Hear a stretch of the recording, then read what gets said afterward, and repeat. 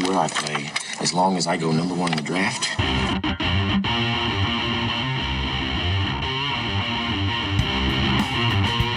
From the Erie Otters, Conor Mcdavid. From the London Knights, Mitch Marner. From the Western Hockey League's Brandon Wheat Kings, Nolan Patrick.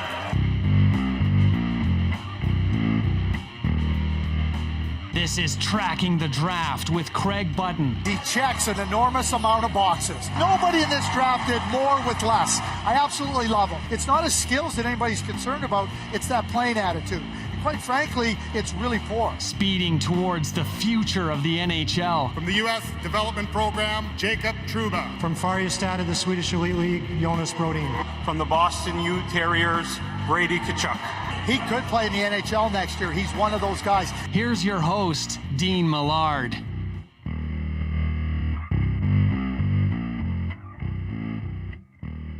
Hello there, and welcome to another episode of Tracking the Draft with Craig Button, the Director of Scouting for TSN. Will be along very shortly. This is Season 2, Episode 21, where the stars of tomorrow are discovered and discussed, and we are proudly broadcasting on the Ultimate Fantasy Sports Network. Give them a follow on Twitter at UFS Network, and check out www.uffsports.com for more information. If you have a fantasy sports podcast, they would love to hear from you. We would love for you to join us here on the network. It is absolutely so much fun. Today's episode is going to be a lot of fun as well. Last week it was the NHL Bloodlines edition. Today it's the Under 18 edition, because our good friend Craig Button will be calling the games with Brian Mudryk. Brian Mudryk will be doing play-by-play, and Craig will be providing color analysm, or be the color analyst, rather. And I can't wait to see some of these players. You know, some of these players that I will be definitely looking at drafting in the UFHL draft, and NHL teams are obviously getting to look at some of these players. And this has been such a strange year for so many different hockey players, particularly the prospects. Here are some of the players we're going to be chatting about today. Francesco Pinelli, a forward who played in the Alps AHL. And I didn't know about this league until Craig told me. Ruby ISS Scouting grabbed this guy at $65. So nice price to pay for that NFT. As a guy who you'll find out where he projects, whether he's a first rounder or beyond. So Ruby ISS hoping that pays off for them down the road. Brett Harrison played for Kuvi U20. He's with Spitfire Scouting. They claimed this NFT for $35, winning him in the auction, and we'll tell you how this forward will work out with Canada, where he expects to fit in with Team Canada, as well as moving forward. And Conner Roulette, Prestige Worldwide, just $30 they paid for this prospect. And, you know, if Conner Roulette has a really strong tournament and shoots up the rankings, that's going to make Prestige Worldwide some good coin for sure. Craig joins us on the UFFS hotline. Ultimate Franchise Fantasy Sports is the future. Check out the brand new website, www.uffsports.com. You can become a scout. You can track the same players that Craig Button does. In this format, you own the game, so get in the game. Scout real-world players and then sell them to fantasy franchises. And when I say sell, you could make some good money. Two guys just spent $10,000 US on a expansion franchise in this league. So there is a lot of money to go around, and if you find the right prospects, you could be getting some of that money for yourself, as well as the prestige of being a scout on this platform. All right, speaking of scouts, let's get to the president of high-level scouting in the UFHL and the director of scouting with TSN, Mr. Craig Button.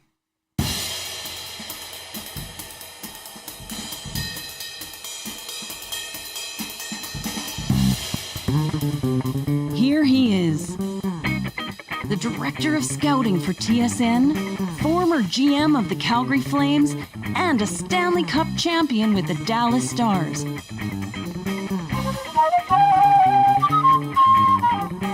Plus, he's a sharp-dressed man with a heart of gold and a passion to match it. Craig Button.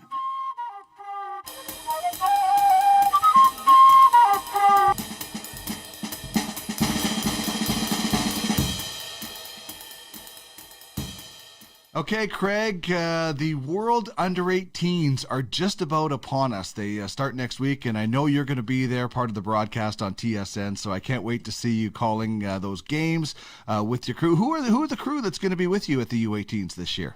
Well, Brian Mudryk is going to do the play-by-play, and he's done it for the last number of years, and obviously the voice of the Montreal Canadiens on the regional Habs broadcast. But, a real strong history calling the tournament and great excitement having seen these players and knowing the tournament really, really extremely well. So it's always a lot of fun. And, and what you're looking at, Dean, is real straightforward. You're looking at the future of the NHL. That's what you're looking at. And that makes it exciting as well. You can look and you can say, geez, Dylan Holloway signs his first NHL contract. He was at the U18. And Cole Caulfield has the record for most goals, tied with Alexander Ovechkin for most goals in a tournament.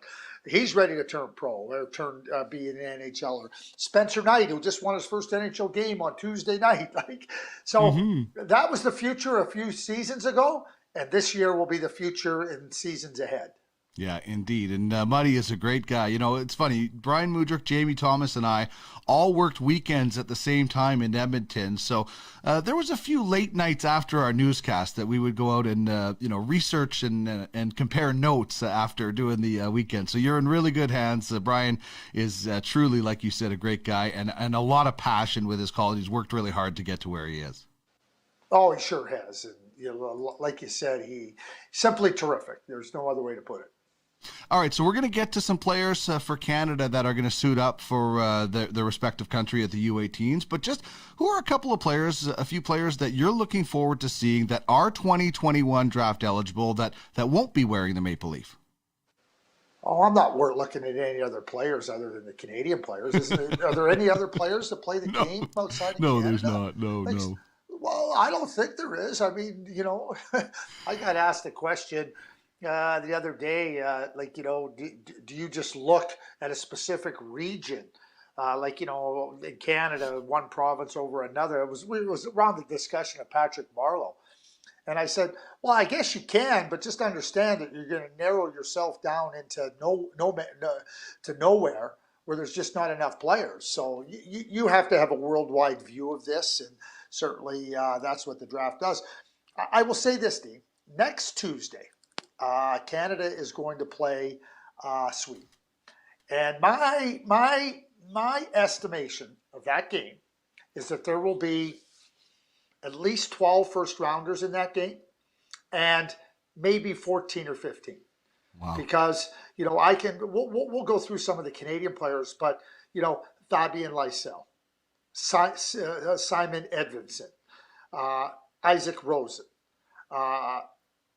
Simon Robertson, really, really good players. William Stromgren is another player that's right there, probably on the cusp of the first round, if not clearly in it.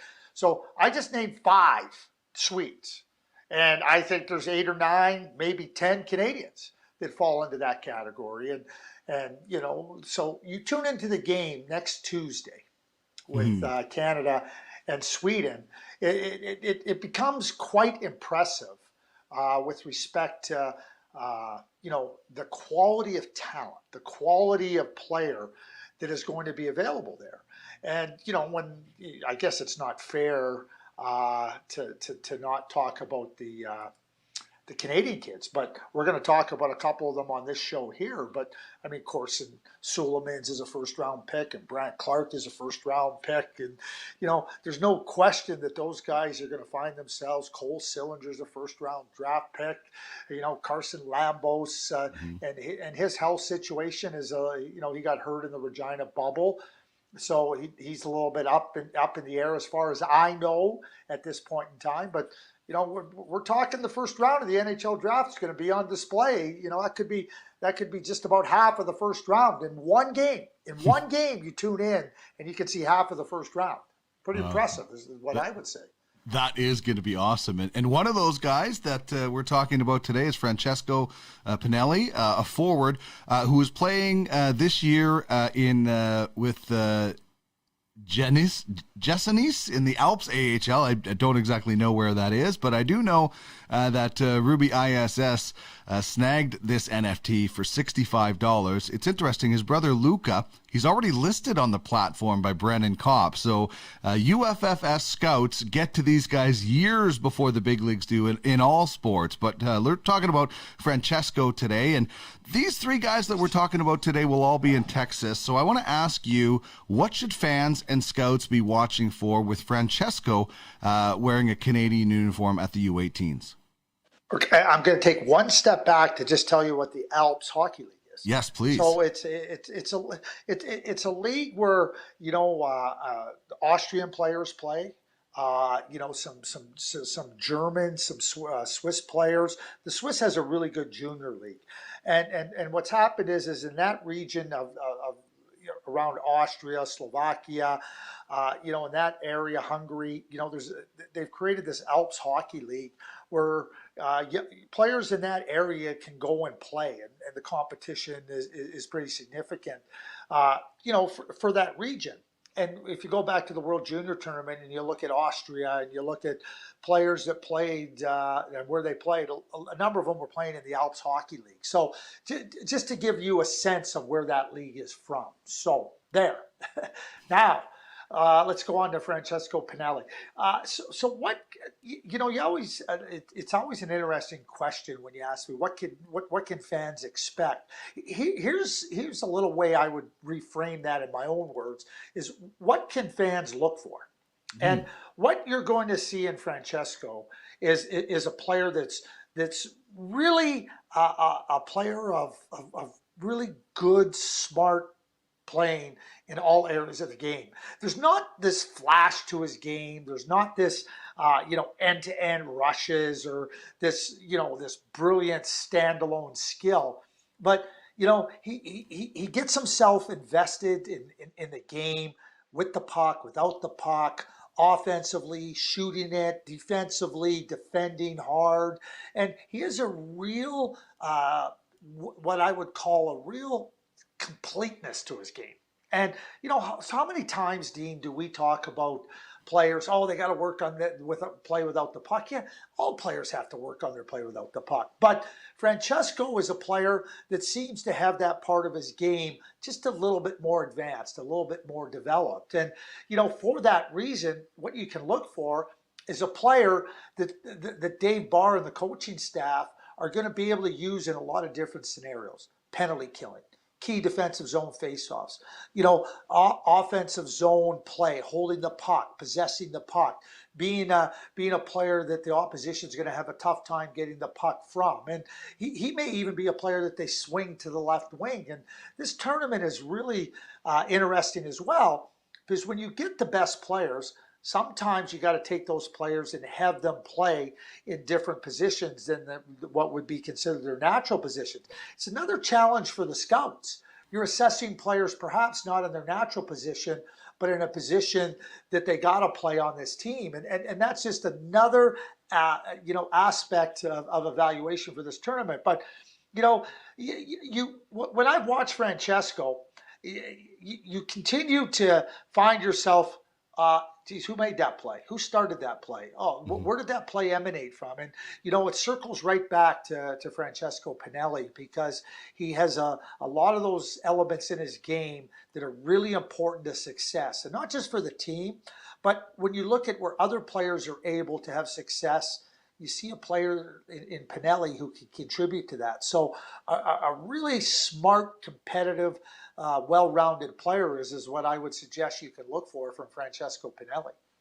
You mentioned being able to, work on your play away from the puck like every player has to do. And every player probably can always improve, maybe other than that McDavid guy and a few others, but on their skating. What do you like about him getting around the ice? And maybe what should, scouts in the UFHL that are looking at this player be watching for when he is skating up and down the ice? Well, I'm going to go to the second part of this too. And, when you ask me about the UFHL, what they should be looking for, and you mentioned Conor McDavid. Conor McDavid is a better skater today than he was when he was in his draft year in 2015. and he was an exceptional skater. So, you say that, but it's because every single one of these players in the draft has a road of improvement ahead, just simply because of maturation. Simply because your body's going to be able to have more strength. And with more strength, you're going to have more power. And with more power, you're going to be able to skate faster. You're going to be more explosive. You're going to be able to shoot the puck harder. Conor McDavid, it was really interesting in his draft year, Dean. I think I marked his shot as a 2.5, which is average. And, how can I shoot? Well, because he never had to use his shot, because he skated around everybody and he found his way in and around the net to score goals.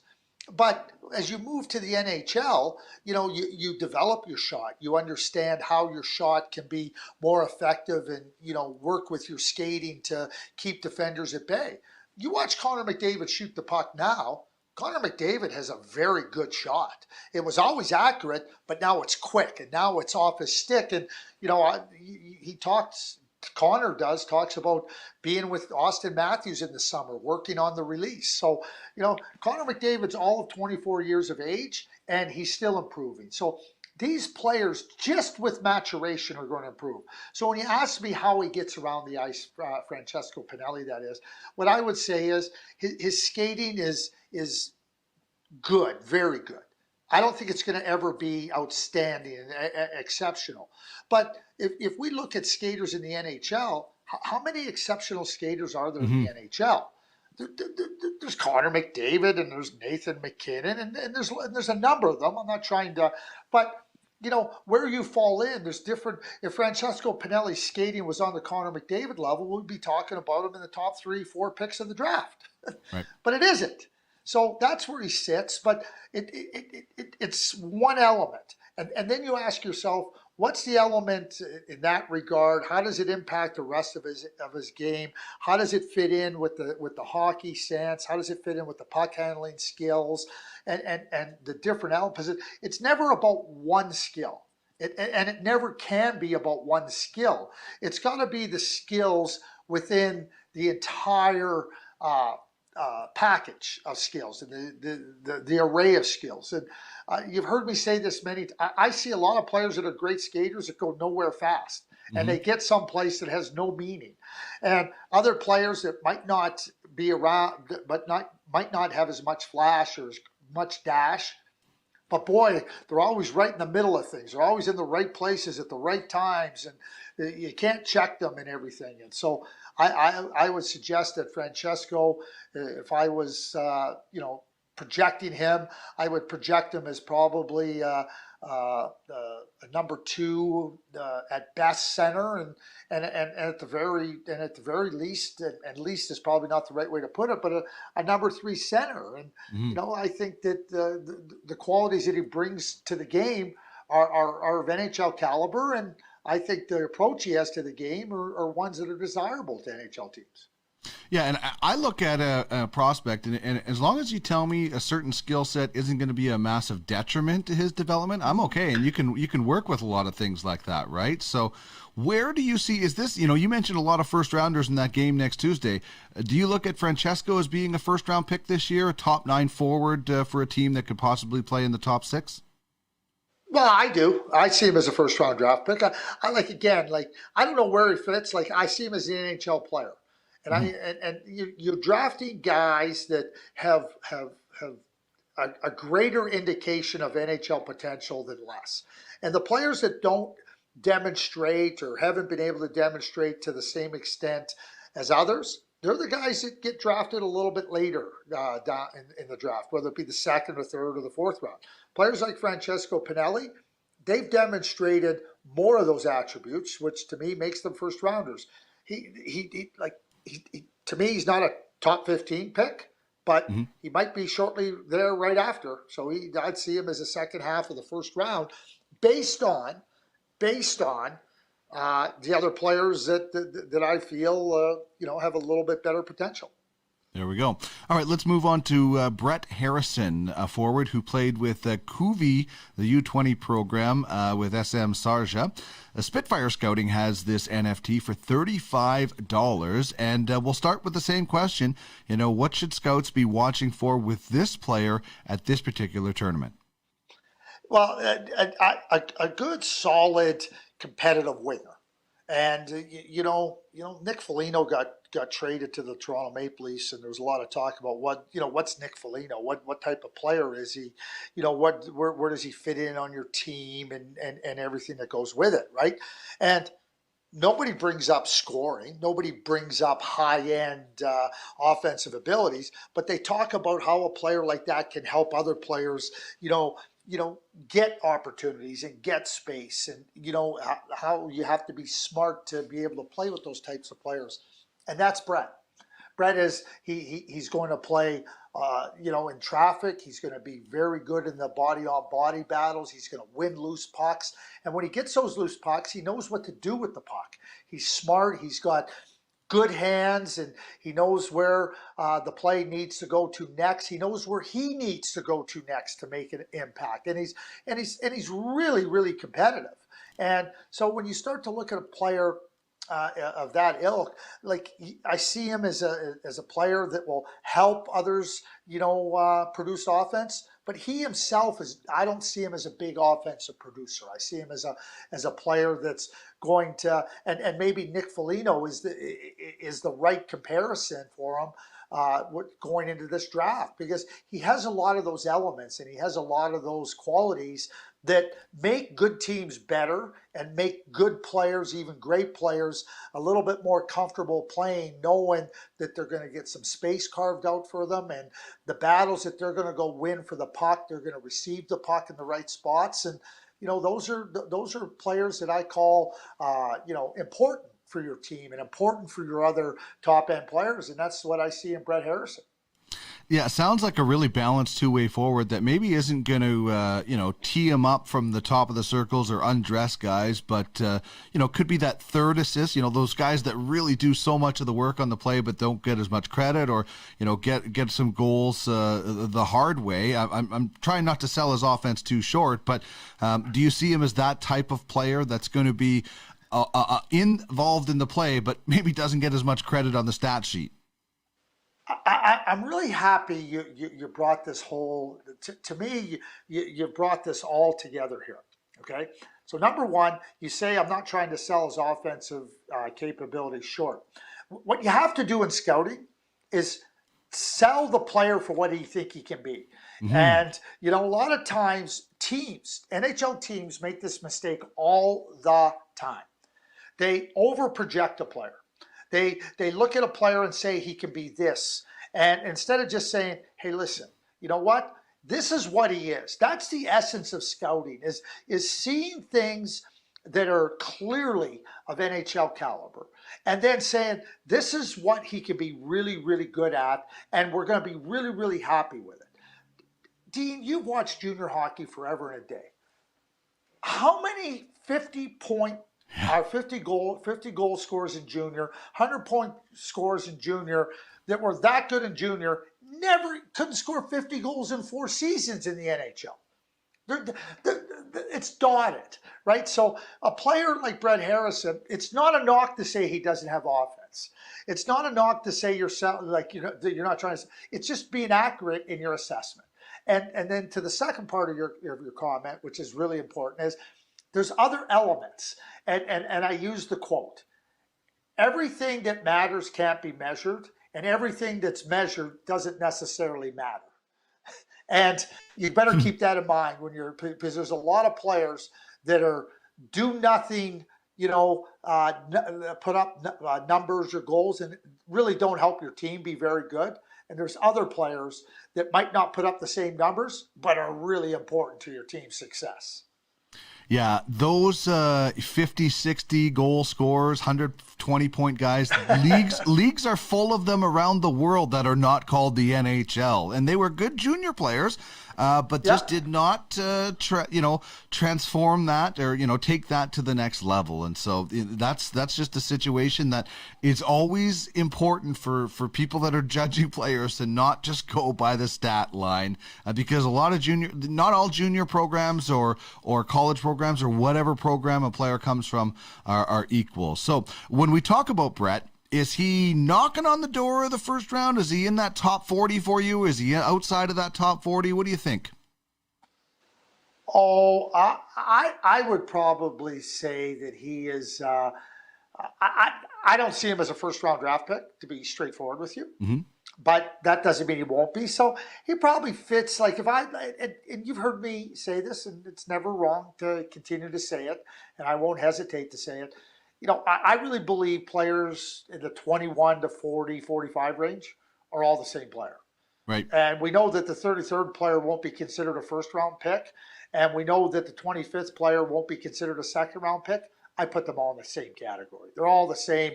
A team could pick a player 42nd, and you'll hear about, we had him rated 22, or we would have taken him in the first round, right? And so that's where I put Brett Harrison. All righty. Well, Craig joins us every week courtesy of the Ultimate Franchise Fantasy Sports Hotline. Scouting is a huge part of the platform, and it's the lifeblood of franchises in the Ultimate Fantasy Hockey League. You aren't just scouting fantasy players. You're real-world scouting, and those players get auctioned off by franchises, and you get the glory, and you get the cash that comes with it. You can be an independent scout. You can form a partnership with an existing franchise. Check out www.uffsports.com, brand new website for all the information. Get in the game where you own the game in the Ultimate Franchise Fantasy Sports platform. All right, let's go back to the World Juniors a little bit, but talk about a couple of guys not eligible for 2021.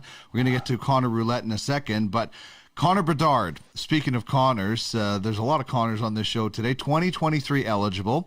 Do you see him, this is a guy who's just tore it up in the Regina bubble, exceptional status for people that maybe don't know. Do you think he can play a top 6? Can he play a top 3 role on this team? Or does his age and maybe lack of experience, for a better word, prevent him from running up that lineup? Where do you see Connor Bedard fitting in on this team? I have to tell you why I'm laughing, right? Do you know why I'm laughing? No, I don't. Because you played the card that I always laugh at, right? Because of his age. Okay, if you want to look at his birth certificate, sure. If you want to look at his height and weight, okay, go ahead, make your judgments, okay? Like Dean, he was one of the very best players, if not the best player in the Regina bubble. And you're asking me if he can play a top 6 role on this team? You asked me because of his age, will he be pushed down? Only if people want to be stupid. Only if you want to not put your good players out there because you're looking at a birth certificate. Connor Bedard's a top-notch player. Full stop. Like, do I expect him to be a frontline player for Team Canada? Yeah, I do. Him and Shane Wright, because they're that good. They are smart. They are competitive. They understand how to play the game in all its manners. And quite frankly, I don't see very many players that are as gifted or as talented as them. Dylan Gunther qualifies. Okay, who else up front? Oh, maybe nobody. All right, so I'm going to take it that you think he can play that. And you mentioned Shane Wright, and certainly high-level scouting is really excited about Shane Wright because he's in the stable of players that we think could go first in 2022. And Duckman's domination, if we're in that bubble, will be bidding on that. Now, he hasn't played all year. Do you temper expectations for him at the start of this tournament? Or do you think he'll be able to come out with some exhibition and some practices and be right top-notch? Top-notch, no question about it. You may not have played games, and that's certainly the case with Shane Wright and some other players, but you're working on other areas of your game, and you're preparing, and you're training, and you're working on different elements outside of playing games. But when the players get back out on the ice and they practice and they get back into the rhythm and they start working on the precision of their game, and then they start playing the games, I don't think it'll take Shane Wright very long, if long at all is the right word. I think it'll take him a very short time to get back up to speed.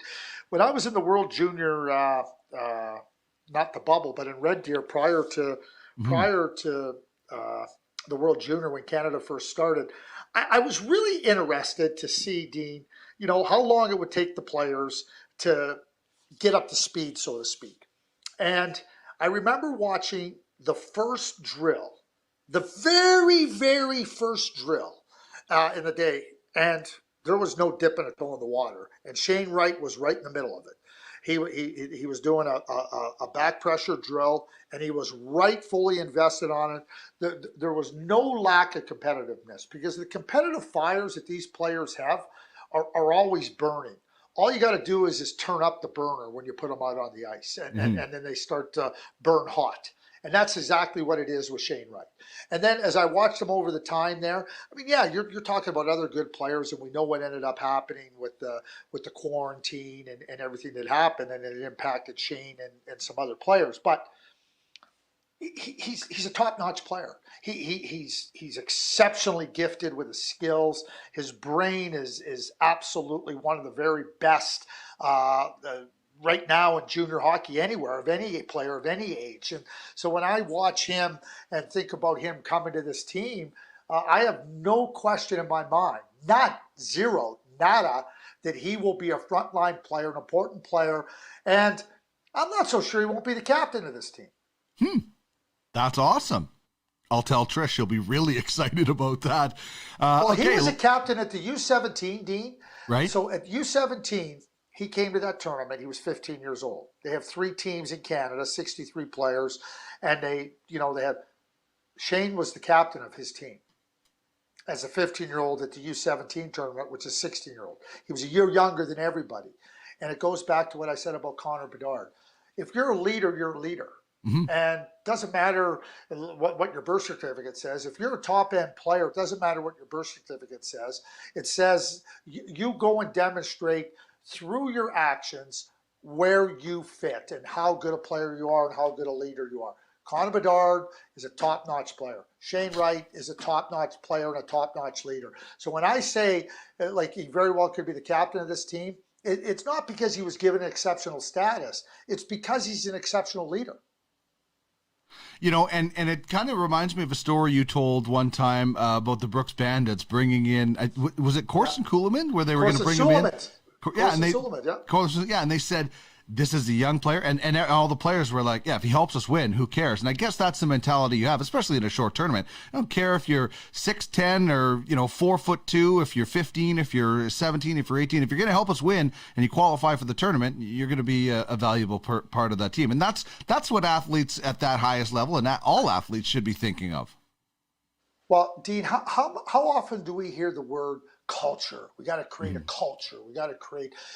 Ryan Papuano, who's been in Brooks for a long time, general manager and coach, I'll tell you, when you have the right culture, you know that you have built an environment that is all about excellence. When number one, the coach isn't just doing things without input from his key players in his leadership group, but he also knows that the leadership group is going to be honest with him, and they're going to offer an opinion that allows the team to be the best they can be.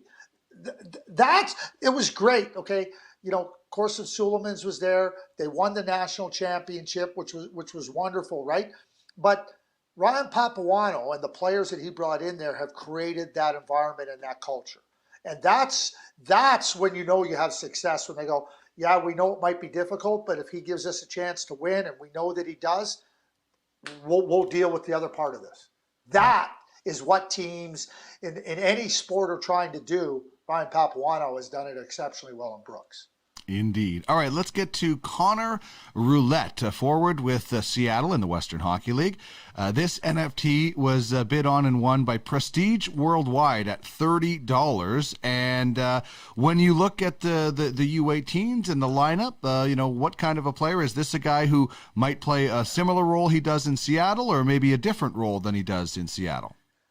Well, in Seattle, he's played in different spots, around the lineup, up and down, through different areas of the team, and so right away, that's versatility, right? That's ability to adapt. And playing for Team Canada in any international tournament, you want players that not only are willing to adapt, but are capable of adapting because they understand what adapting means in terms of what they're going to have to do in those different areas. And certainly Conor, qualifies in that regard. When I look at Conor, he's a player that I think can go down the lineup and forecheck and be a catalyst type player. You can use him in penalty killing situations. Ask him to contribute some offense, from that spot in the lineup. And I look at like Connor Zary. Connor Zary, who I love, is just such a good, smart player that to me you can play anywhere. He was a top scorer in the Western Hockey League. And, then he goes to the World Junior team. And, all I know is this, they kept finding a place for Connor Zary. Why did they keep finding a place for Connor Zary? Because Connor Zary showed that he could play wherever you needed him. And I think Conor Roulette has some of those similar qualities, and for a coach, he gives you that comfort that, okay, we can put him here. And keep in mind, Dean, there's a lot of players that say, yeah, I'm willing to do it, but do they embrace it? Do they get invested in it? I don't have any question that Conor does get invested in those different areas. You're in your draft year, and the players want to be at their very best every single shift, every single game, and that's not realistic as well. And young players have to be forgiving of themselves. You didn't have the best game you had. That doesn't mean you're not going to be a good player, but at the same time, recognizing and being comfortable with who you are, and just say, this is my game. Either you're going to like it or you're not. You're going to pick it apart or you're going to love the different areas or the different parts of it. I try to say and express to young players, you know what? There's always going to be scouts that like you. There's always going to be scouts that don't like you as much as other scouts. Don't worry about it. Just play your game. That's easier said than done, but that's the advice I try to, convey to the young players. And because a lot of players are, I got to score. I got to do this. Well, yeah, okay. Some scouts are only going to recognize that. That's okay. But does that mean does that mean you're not going to be a good NHL player because you didn't do it? No. And other scouts are going to recognize it and celebrate it. And that's what you're trying to do is show, the real significant elements of your game that will allow you to be an NHL player. I think Conor is a two-way forward that's going to play down your lineup. He's another one that needs that physical maturity and everything that goes with it. But like all the players, but I think his skill set is one that says, okay, I'm going to play a little bit deeper in the lineup, but what I can do can be significant. I can be a significant contributor to the team and help them be successful. All right, I'm not trying to steal your thunder, but it's story time with Dean now, and I'm going to take you back 20 years here to two guys that played on the Red Deer Rebels on a championship team. One was Boyd Gordon, one was Joel Stepp. One of them had a pretty good NHL career, and Brent, I remember Brent Sutter telling both of them, if you play this way, you can further your career. And Joel Stepp had all kinds of speed. I think maybe he tried to be a bit more of a goal scorer, where Boyd Gordon just knew what his niche and what his effectiveness was going to be. And sometimes players put themselves in round holes as square pegs. And Boyd knew what he needed to do to get to the NHL, and he got there. And unfortunately, it didn't work out for Joel as much. And it just kind of goes to show you that once you figure out what you do well, that's probably a faster path to where you want to get to, as opposed to trying to be something you're not. Well, Dean, perfectly said, and you steal my thunder when you speak that eloquently and so perfectly. Steal my thunder every single time, because it's very well said. It's really interesting too.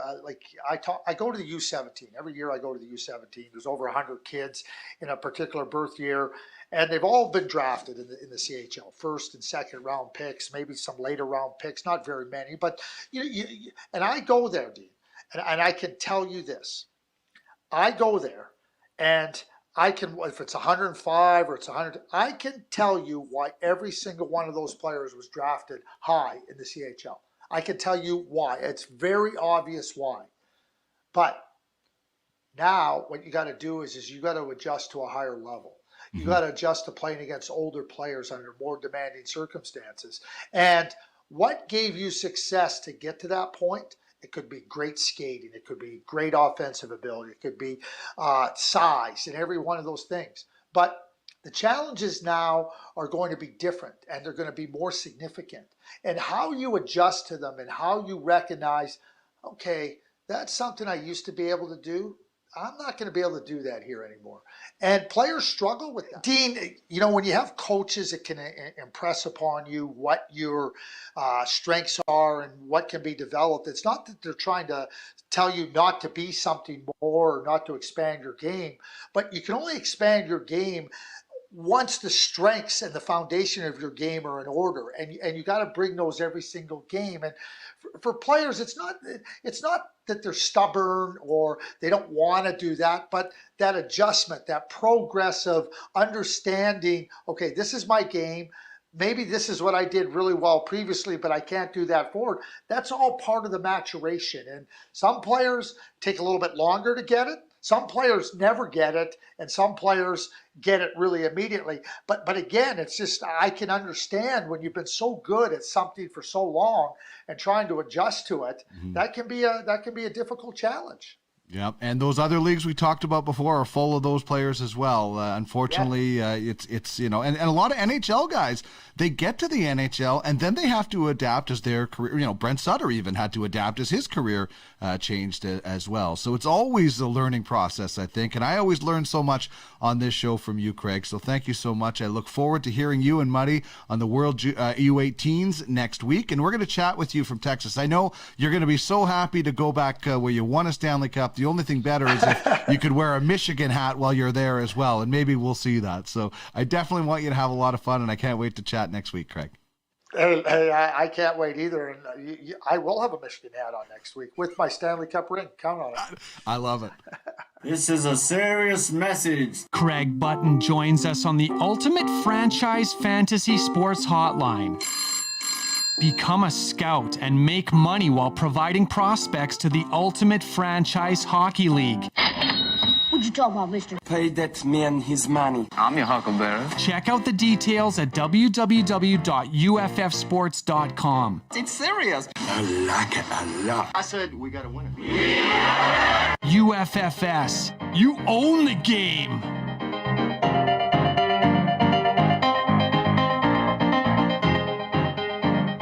All right, that was fun. And if you were unclear, Craig thinks Conor Bedard's a pretty good player and will be on this team as well. But there are, it's good to discuss those things. Does a guy that's that young, if he can help, not just fit in anywhere? And if you're a team sport athlete, you shouldn't care who gets the glory as long as you get the championship at the end of the day. And we've had some examples of that as well. So I did story time. Most of the time, Craig does story time. We'll do that at the end of this season after the draft. We'll do story times and scouting trips. So you can email me for that, trackingthedraft@gmail.com, and you can join in the fun with this show.